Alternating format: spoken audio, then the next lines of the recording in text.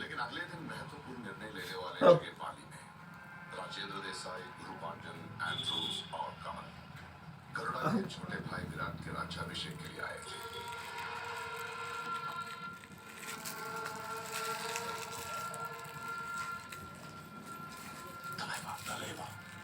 गरुड़ा फट गया।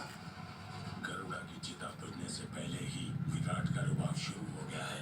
अपने लिए खुद ही ठाट बाट कर रहा है। पहले ऐसा नहीं था ना विराट। विराट मस्ती से काम करेगा तो ही हमारा काम आसान होगा। और गुरु पांड्यन हाथी को ही मार गिराया तो ये बकरी क्या चीज है। तू ज्यादा चिंता मत कर। नाराज जी के लालच में किसी और के कदम यहाँ पड़े हो ही नहीं सकता।